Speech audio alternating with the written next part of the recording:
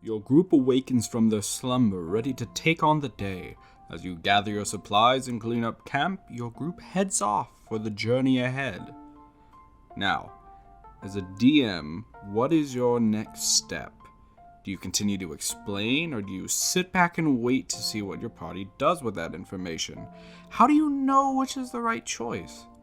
Well, that's what we're here to talk about today. Hello, I am Studio Bunny, and welcome to Performance Check, a Dungeons & Dragons advice show for DMs and players alike. Now, our first question is anonymous, but says, how do you keep a good balance between talking too much or not enough as a DM? Now, I've run into this problem a fair amount in my years of DMing. Did I talk too long? Did I give them enough information? Did I mislead them with poor descriptions? How do I know? I understand where this fear comes from. After all, we're told the best key to a story is show, don't tell, right? But how do you do that in D&D, a mainly description-based format, especially with more and more people playing D&D over the internet rather than in person like in the old days? The first thing I would recommend is world building, and not on the macro sense that most of us are used to, but on a small, immediate scale. For example, your players enter a supply closet. Great. That sends immediate ideas into the players' heads, right? Everyone knows what a supply closet is, but the question now becomes, why is this supply closet? By that I mean, yes, your players enter the supply closet, but should you end the description there? What is important about this closet that you've chosen to include it in your story? If you say you enter a supply closet, what do? And leave it at that, you've left a large gap of ambiguity in the player's mind. Because while most people have a general idea of what is and isn't in a supply closet, there's still a significant amount of vagueness that can leave a player lost. Rather than simply saying you enter a supply closet, you can instead choose to describe it in such a way that would give the player the general info that this is indeed a supply closet. Like, for example, you enter a room off to the back of the bar filled with spare aprons, brooms, and mops, along with buckets of half-filled, murky water and a dirty pile of rags in the corner. The immediate smell that bombards your nose is chemical in nature. Without even uttering the word supply closet, you've immediately instilled exactly what the player would take in upon entering the room. This is what I mean by world building. You've now left a solid enough foundation for the players to explore the contents of this room further based on what they immediately notice, or leave in search of elsewhere. And I can understand the worry of not wanting to do this and drag on a description for too long because it's just a supply closet, who cares? But as the DM, while one might worry about talking for too long, that is your job as the DM. On top of providing a fun experience for your players to explore and RP through, your job is to talk and inform them what it is that they're experiencing. So you have the perfect reason to go on and describe to your heart's content. The only immediate concern I would warn against is describing every little thing in that same level of detail. Unless you are describing a scene of a battle or the events of a war that's long past that the players are reading an extensive history about, you should try to keep descriptions to a minute at most, give or take. You should not have to explain the deep and extensive intricacies and history of a chair in a room. That then becomes over-explanation. Another thing that I would warn against is monologuing versus exposition, especially when it comes to NPCs. There's a major difference between two NPCs talking back and forth between each other in a way that explains a plot to the players versus the players directly interacting with said NPCs to explore the plot and the information themselves. Because if you are going with the first approach, you are basically telling a story at the players rather than having them actively engage in the story. Additionally, make sure when the players interact with an NPC, you are not just throwing exposition after exposition at somebody. If a player goes up to your bartender and says, "Hey, how's it going?" you should not have the bartender then proceed to explain their life story and why everything has gone to absolute shit.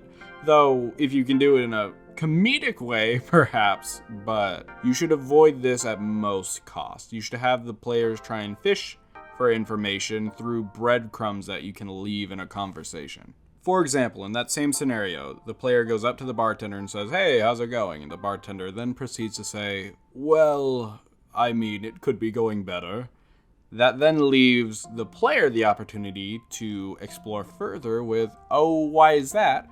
And then the bartender continues with, "Well, this rowdy group of folk came in and robbed me the other day, and it's not a big deal, but it is a bit of a issue that keeps occurring in town." That then gives the player the option to ask more information to try and help the bartender, or simply leave with a "sorry" and an ale to table 3, please. I guess the most important thing that I'm trying to get across with these examples is player agency should be put above most things, but you should also give enough information to the players so that they can have player agency and enact on said information. As the DM, you are the guide through the world. So if you say leave the players with, "You enter the cave," what do? Sure, you enter the cave and the players are now there, but you've put them in a sandbox situation where now there's too much to possibly do. Or not enough to do in that sense, because there's not enough in this environment you set up to interact with. The only option they will have is, "I continue forward." And perhaps you left something on the wall or hid something behind a rock, but without describing it, the players wouldn't know that. Getting into a couple things that you should never do as a DM is have a player roll a perception check to perceive a room that they enter. Even a simple description as, "You enter the room and it is pitch black inside." That is enough to give the players an idea of what they should be trying to do next. You don't enter a room and trip over a couch or a chair because you didn't see it. Upon entering a well-lit room, you immediately know what is inside, and so should your players. Another thing you should absolutely avoid when explaining a scene is tell your players what they do, because that is taking away agency completely from the players. There's a difference between saying you enter the icy marsh and the cold breeze hits your face, causing your teeth to immediately chatter, versus you enter the icy marsh and you continue forward, trekking through the snow.